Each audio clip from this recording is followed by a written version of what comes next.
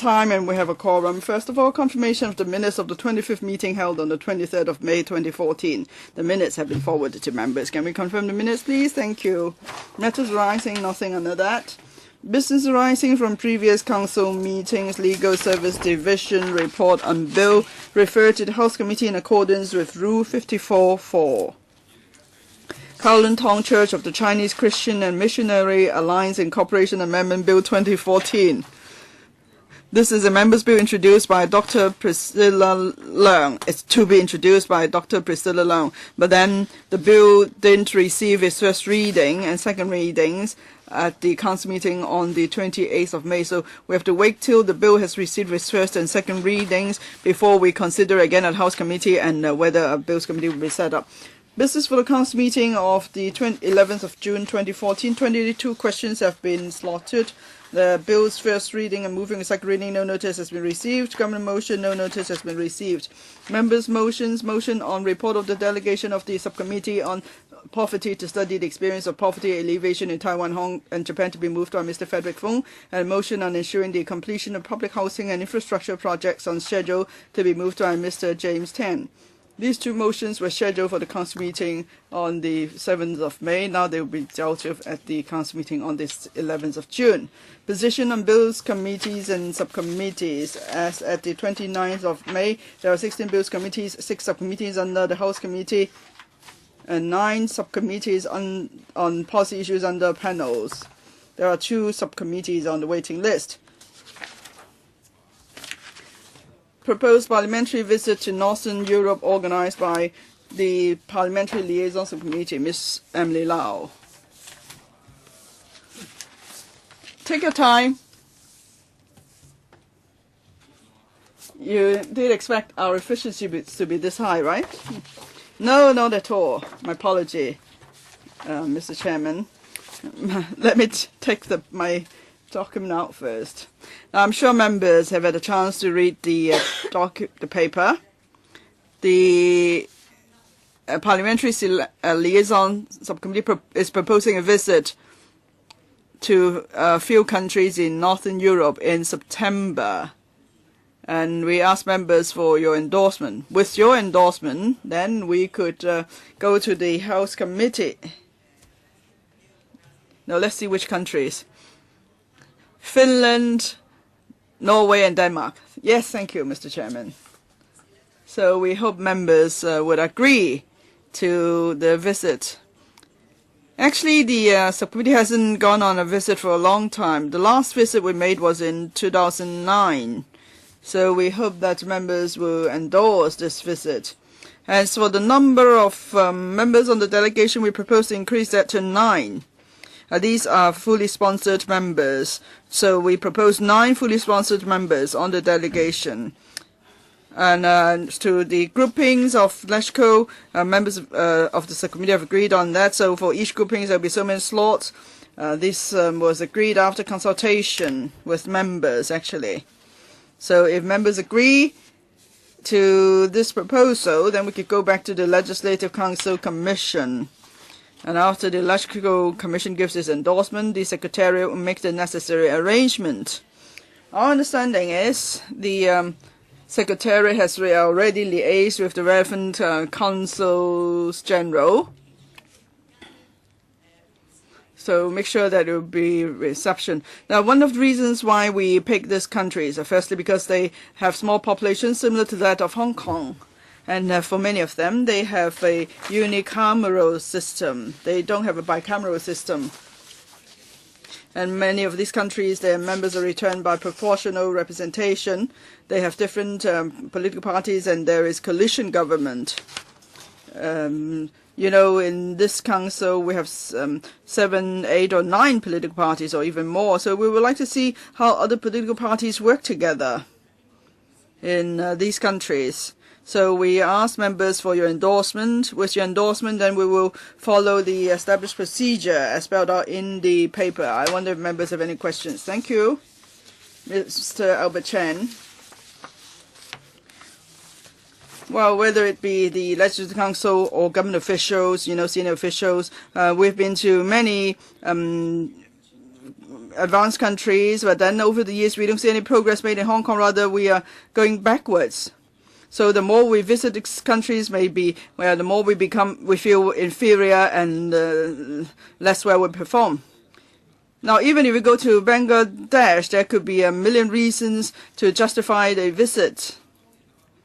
But then the LegCo set the criteria in previous terms. That is, for each term there's a limit on the number of overseas visits for members. Now, I understand for this delegation, the expenditure is separate from the upper limit of the overseas duty visit accounts. If that's the case, I see a problem with that. You know, for every member, there is a set amount. Every member is equal in terms of status and capacity. It's not because you represent a particular group. So for the 11 slots, you manage to grab them, then you can go on an overseas visit to the public. This is just a tour, a travel group. So it doesn't matter where we go on a visit.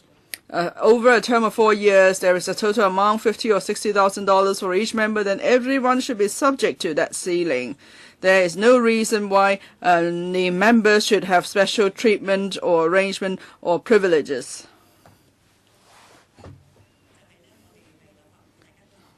Now, it was agreed by the Council that there are several different types of visits. This is parliamentary liaison visits. If you refer to paragraph 8 of the paper, you know that in the 2012 to 2016 LegCo term, the approved budget is $2 million. It's for parliamentary liaison work. And the last term, I think no visit was conducted. Just now, a member referred to the expenditure ceiling for each member, $60,000 or so. Perhaps the Secretary General could supplement. Now, it's for you to join visits, not on your own, but join LegCo's delegation during your term on various visits. So these are two separate arrangements. Well, if members don't agree to the arrangement, yes, changes could be made. You could raise that. But to this point, I haven't heard anyone suggesting any changes to the arrangement. If members want to make changes to the arrangement, I'm sure, Chairman, you could remind members how it can be done. Now, here we're talking about the $2 million budget for parliamentary liaison. And how do we go about selecting members? Or the Secretary could supplement that we have adequately consulted members, and the arrangements annexed to the paper.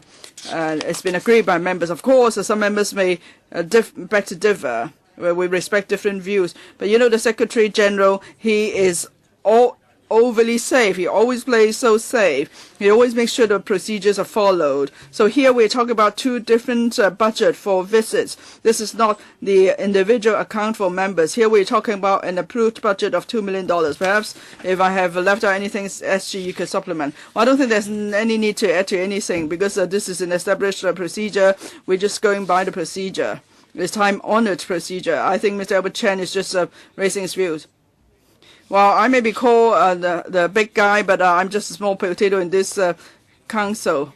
Well, after you stated your views, it's not the time for debate. Can I just clarify whether this is cast in iron, it cannot be changed? Well, it can be changed, but you have to go through the procedure to make the changes. So what do we do? Do we first of all vote down this proposal? Yes, you could vote down this proposal if you wish, and you could go to the Legislative Council Commission to propose making changes to the procedure. Are there any other views, please?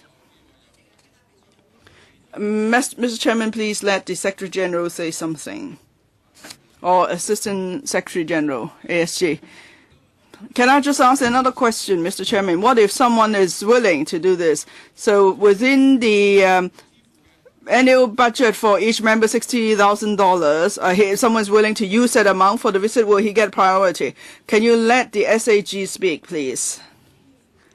Mr. Chairman, in the appendix to the paper, you can see we have grouped 70 members into 5 groups based on their political affiliation and so on. And in each group, there is number of places allotted.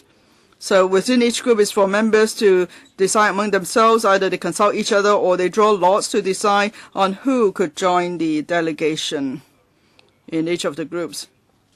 If he uses his vote of $60,000, can you answer that question, please? Well, as Ms. Emily Lau pointed out, the $60,000 is for another expenditure item, so it can't be used here. Yes, exactly. Are there any other views, please? No? First of all, can we agree that we'll form this delegation to visit Finland, Norway, and Denmark in mid-September? And also in paragraph 13,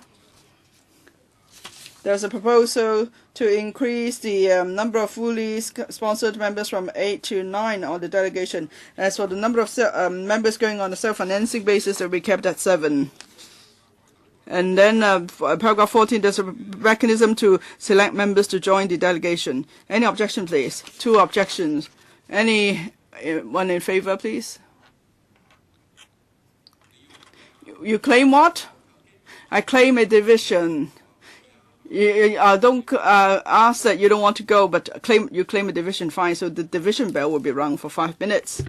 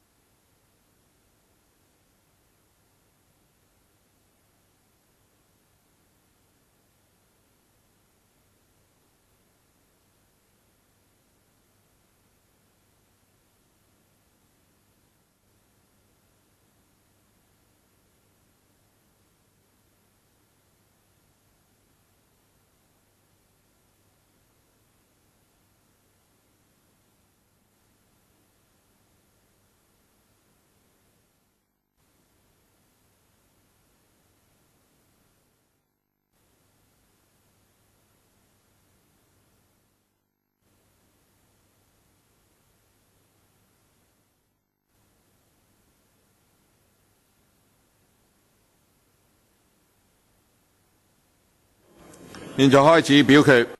Voting begins.